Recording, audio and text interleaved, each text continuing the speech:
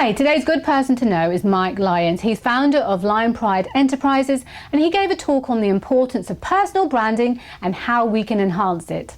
Every day we're exposed to 3,500 brands, from the moment we wake up, the car that we drive, the cereal that we eat, the toothpaste and brush that we use, the place where we work, and the list goes on. So how then can our brand stand out? He showed us a very insightful video to illustrate the point of how we now take for granted all the brands that we use.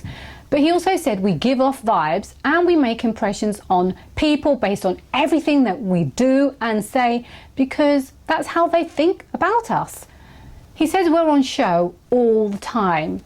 Mike said there are 4 elements that make up a personal brand: our appearance, our personality, our competencies, and differentiation. But he also said it boils down to, who are you?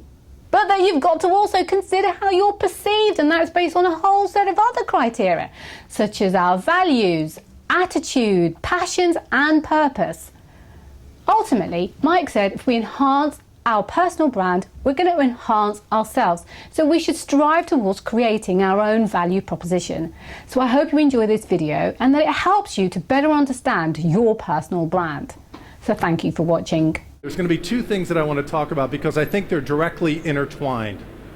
The first thing is, how do we enhance our brand? Because as I just said, we all have a personal brand. So our responsibility is to polish that, build on that. Directly intertwined is, you have a brand, but also shouldn't you be passionate and happy about what you're doing every day? If you're passionate about something and you want to do that, you have to just go and do it. Did you know we are exposed to over 3,500 brand messages every day? The minute my Panasonic alarm clock radio goes off, it's tuned to National Public Radio. I grab my Oral-B toothbrush, put some Crest toothpaste on it, take a shower with Irish Spring, use some Degree deodorant, have a glass of sun-kissed orange juice, a bowl of Cheerios, get in my Jetta, and of course, drive to Starbucks. Then I get to work, Dell computer, NEC monitor, Windows operating system, with an Intel Core 2 Duo processor in. We live in a brand-saturated world. That's why it's so important for your brand to stand out. A brand represents people's gut feelings about your organization. Another way to say it is that your brand equals your reputation. We use brands as a form of mental shorthand. We create brands to summarize our attitudes about basically everything, whether that be people, places, or things. Brands represent all the things that pop into our minds when we think about a company or its products. How we relate to brands is a lot like how we relate to people. The instant you meet someone, you start forming impressions about them, making little mental notes about how they look and the things they say and do. As time goes by, we make adjustments, amplifying some attributes while adding or deleting others. It works the exact same way with brands. Everything you do and say influences how people think about you. Ultimately, your brand will be built by what you do, not what you say, and the experiences you deliver every day. Your brand is your promise. It is your pledge, your commitment.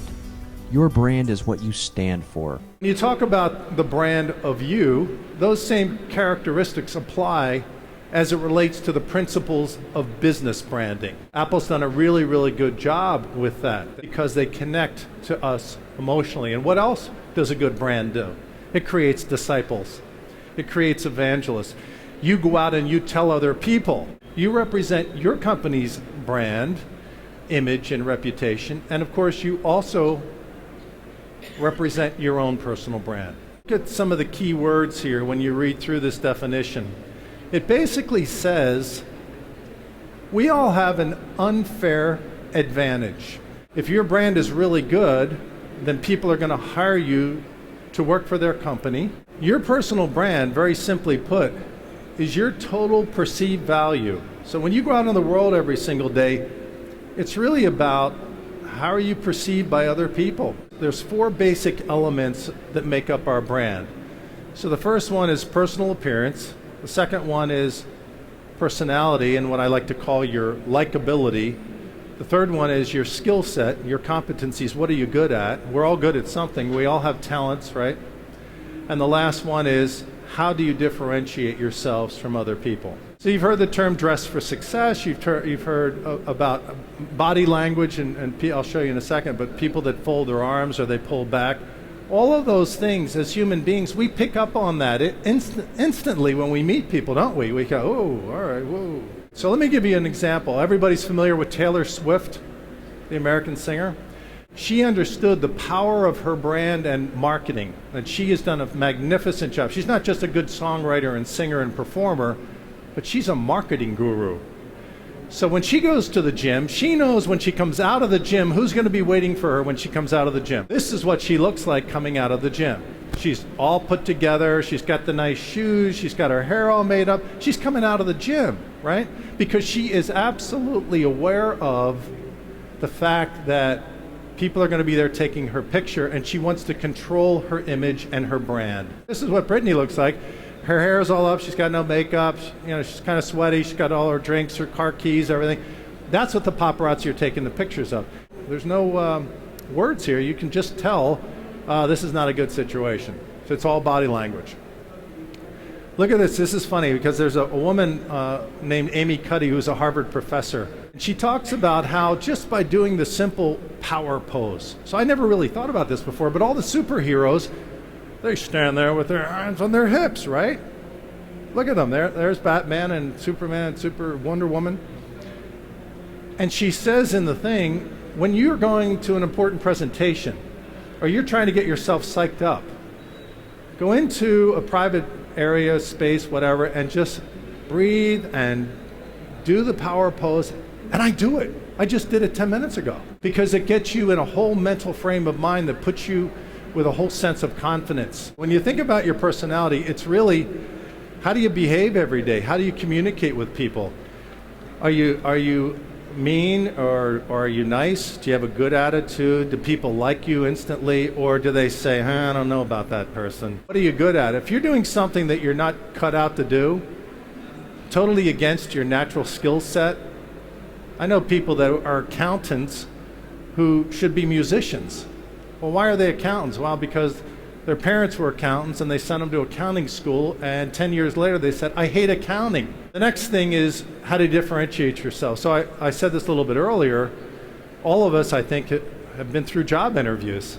And we get all nervous. We get our best suit on, right? And we go in and we're anticipating what the interview is going to be all about. And we're very nervous about that because we want to be on our best behavior and we want to make sure that we get the job. And we know that there's 10 other candidates that are vying for that same job. So how do you differentiate yourself? And it all comes back to how are you presenting your personal brand? Look in the middle of this slide and you'll see right in the center is where you want to be. You really want to be who you think you are, what you do and say, and the perception of others. That sweet spot that's right in the middle. And you're going to be judged on your values and your attitude and your passion. Your smile is your logo, your personality is your business card, and how you leave others feeling is really, really important. After an experience with you, that's your trademark, that's kind of your brand, right? People like to do business with people that they know, like, trust, and have confidence in. From the moment that we wake up and we go out into the world, every single interaction that we have with every single person counts. The bottom line is that first impression is huge. And there's a thing that I learned many years ago called the 312s. So you see somebody from across the room 12 feet away, that's the first 12. And you haven't met them, you haven't heard them talk yet, but immediately you're already making some kind of judgment.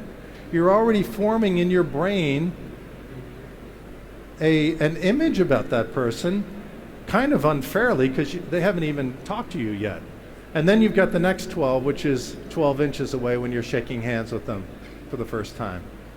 That's the second part of it. And then the third part is the first 12 words out of your mouth. Those 3 12s make that first initial impression. Tom Peters, who's written a number of books, says that you're the CEO of Me Inc. And that it's your career, it's your life. You can do whatever you want, really. If you don't care about your brand, that's fine. But it's your life, and you shouldn't be defined or limited by a job description or any of those things. Your brand needs to be able to distinguish you from everybody else. So when you enhance your brand, you're enhancing yourself. You need to come up with, if you're really serious about your brand, create your own distinct value proposition. I thought Mike's talk was really informative, and I have watched Amy's video on YouTube and I put the link in the description box. It's true what she says. Don't fake it until you make it. Fake it until you become it. And if you can't watch the whole of a video, please watch it at 15 minutes and 40 seconds because it's a must watch. So I hope you enjoy this video. Please subscribe to see more, and thank you for watching.